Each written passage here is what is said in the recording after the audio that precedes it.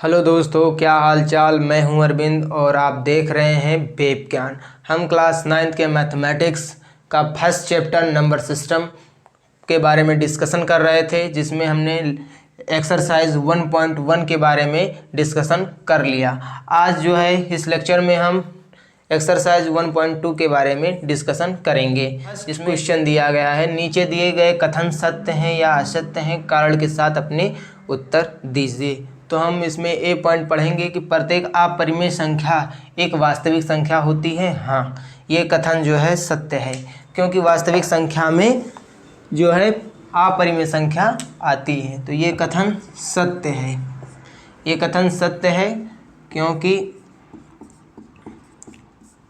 वास्तविक संख्या में अपरिमेय संख्या भी आती हैं।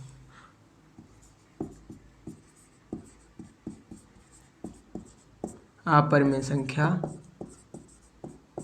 भी आती है।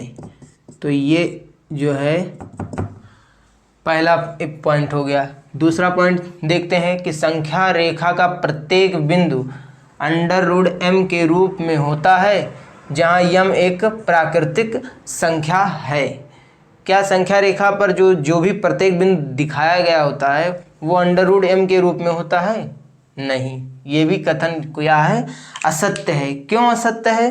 क्योंकि हमारी जो संख्या रेखा होती है उस पे जो होता है उस पे धनात्मक संख्या भी होती है और ऋणात्मक संख्या भी होती है, जिसके कारण जो ऋणात्मक संख्या होती है उसे हम √ के रूप में नहीं लिख सकते। इस कारणवश जो है संख्या रेखा पर प्रत्येक बिंदु जरूरी नहीं है कि वो √m के रूप में ही हो। ये कथन असत्य है। तो यहाँ पर लिखेंगे ऐसे इसका स्टेटमेंट में कि ये कथन जो है असत्य है, क्योंकि संख्या रेखा पर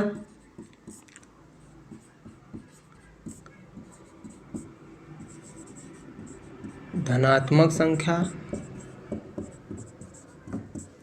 तथा ऋणात्मक संख्याएं होती हैं।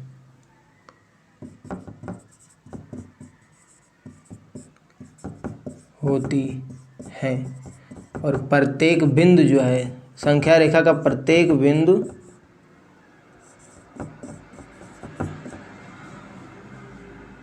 वर्गमूल हो, यह संभव नहीं है।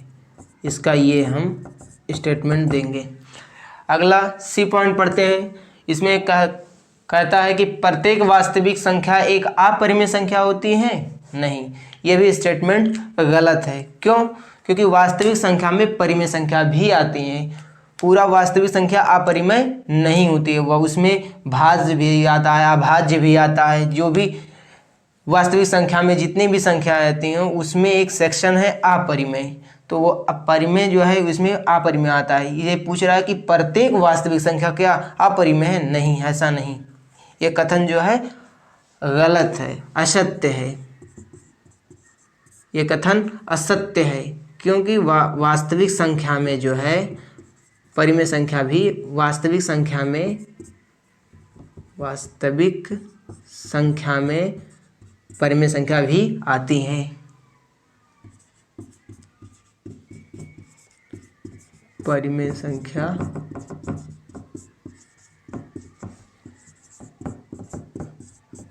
आती हैं।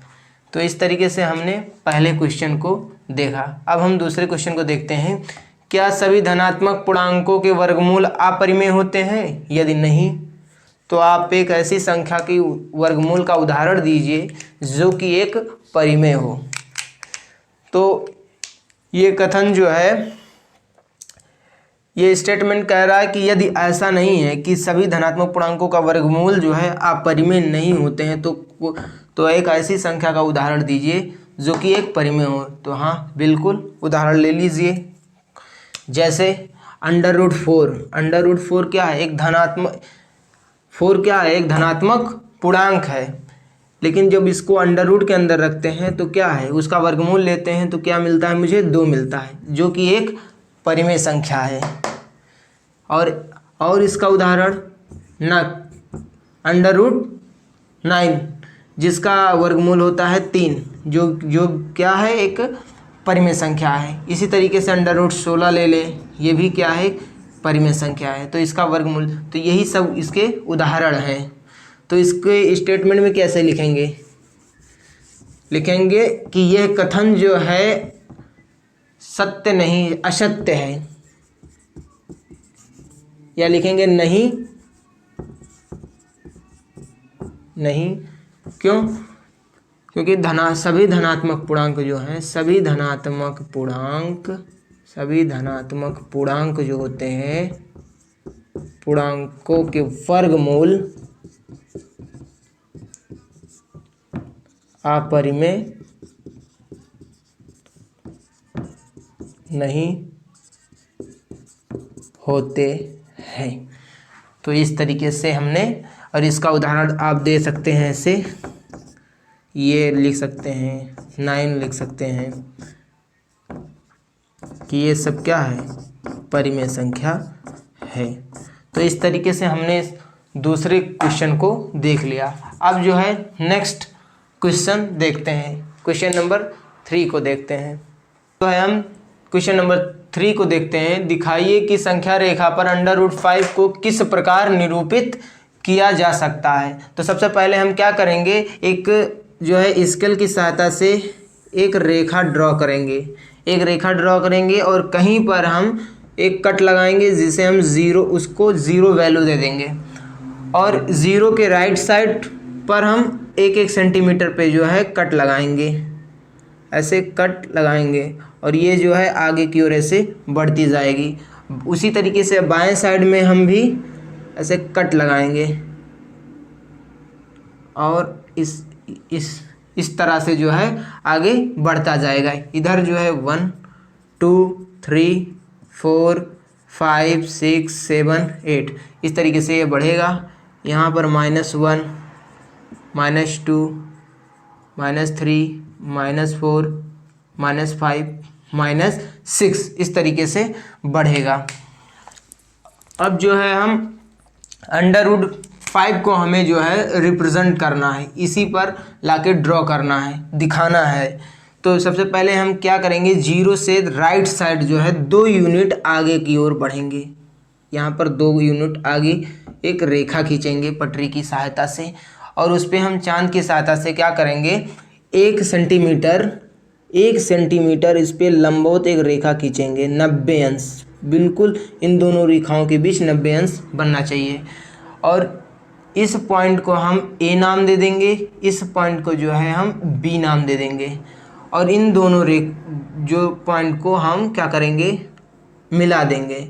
और ये जो हमें रेखा प्राप्त हुई, ये रेखा की जो वैल्यू है वो पाइथागोरस प्रमेय से हम निकालेंगे, कितना निकलेगा, √5, जो भी हम देखते हैं। ये पूरी वैल्यू कितनी थी, 2, और ये जो है 1 है। तो पाइथागोरस प्रमेय क्या कहता है कि कर्ण का स्क्वायर बराबर होता है आधार का स्क्वायर प्लस लंब का स्क्वायर। तो कर्ण का स्क्वायर में जो हमारा आधार का है, तो आधार कितना है, 2 यूनिट है, तो 2 का स्क्वायर हो गया। लंब 1 यूनिट है, तो 1 का स्क्वायर हो गया। तो कितना वैल्यू आया, इसका 4 आया, इसका 1 आया, बराबर 5। हमें निकालना है कर्ण, तो कर्ण क्या होगा, OB। जब OB स्क्वायर बराबर 5, जब इसके स्क्वायर को इधर भेजेंगे तो ये √ में आ जाएगा, तो क्या हो जाएगा, √5। तो इस तरीके से हमें √5 मिल गया। अब हम क्या करेंगे, इस रेखा पे हमें जो है √5 को रिप्रेजेंट करना था।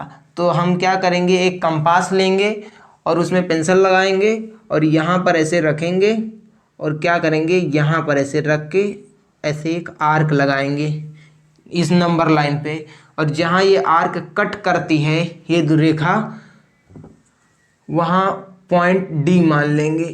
जो O से D तक की जो वैल्यू है वही हमारी क्या हुआ, √5, और इस तरीके से जो है जितनी भी इर्रेशनल नंबर होते हैं, अपरिमेय संख्या होती हैं, उन्हें इस तरीके से हम रिप्रेजेंट करेंगे। अब जो है हम नेक्स्ट क्वेश्चन देखेंगे, इसका वर्गमूल सर्पिल की रचना कीजिए, जो कि अभी हम देखते हैं। इसके लिए सबसे पहले हम क्या करेंगे, एक 1 सेंटीमीटर का एक रेखा खींचेंगे ऐसे स्केल की सहायता से। स्केल की सहायता से 1 सेंटीमीटर की एक रेखा खींचेंगे, जिसको हम एक वैल्यू देंगे O और यहाँ पर दे देंगे A दे देंगे। अब हम जो है इसी के लंबवत 90 अंश पर 1 सेंटीमीटर की एक और रेखा इस पे ऐसे खींचेंगे और इसको नाम दे देंगे V और इन दोनों को ऐसे ज्वाइन कर देंगे। पाइथागोरस प्रमेय से जो है हम इसकी वैल्यू ज्ञात कर लेंगे जिसका वैल्यू निकला √2। अब हम जो है इस कर्ण पे जो ये रेखन मिली है, इस रेखा पर भी 90 अंश का हम क्या करेंगे, ऐसे लाइन ड्रॉ करेंगे और उसे जो है इसी पॉइंट से जो है ज्वाइन कर देंगे, ऐसे ज्वाइन कर देंगे और इसे C मान लेंगे। तो ये अंडर रूट हमें 3 मिल जाएगा, जो पाइथागोरस प्रमेय से हमने निकाल लिया। एक पॉइंट यहाँ, एक यूनिट इधर बढ़े थे, एक यूनिट इधर बढ़े थे और यहाँ का तो वैल्यू निकल रहा है। अब फिर क्या करेंगे, फिर इसे एक 90 अंश की रेखा से ड्रॉ करेंगे। 1 सेंटीमीटर का हम 1 सेंटीमीटर का ही ड्रॉ करेंगे और इसको इस पॉइंट से जो है ज्वाइन कर देंगे, ऐसे ज्वाइन कर देंगे तो हमें √4 मिल जाएगा ये, और इसे हम मान लेंगे D पॉइंट। फिर इसी तरीके से जो है फिर 1 सेंटीमीटर की रेखा ड्रॉ करेंगे और इसको इस पॉइंट से जो है मिला देंगे और ये बन जाएगा हमारा E और ये √5 रिप्रेजेंट करेगा। और इस तरीके से हम इधर लेंगे 90 अंश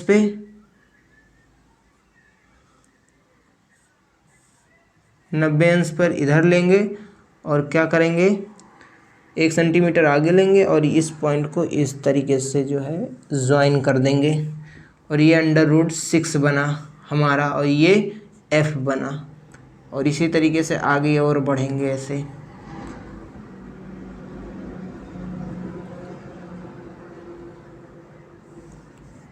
ये ऐसे बढ़ेंगे और इससे जो है ज्वाइन करते जाएंगे और ये जो है हमारा √7 बना।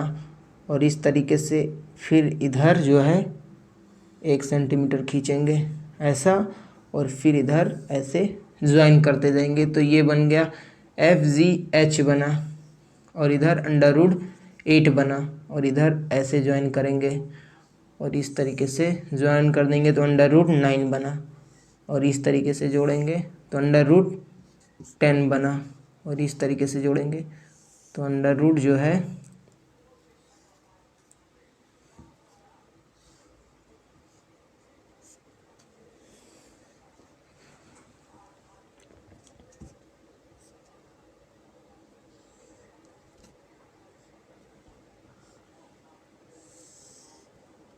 और इसी तरीके से क्या करेंगे, जोड़ते जाएंगे। तो ये जो संरचना बन रही है इससे ही सर्पिल कहा जाता है। वर्गमूल सर्पिल की रचना कीजिए। तो इसी तरीके से रचना होती है। इसे जब कंपास से बनाएंगे बढ़िया प्रॉपर स्केल के साथ तब और अच्छे से बनेगा।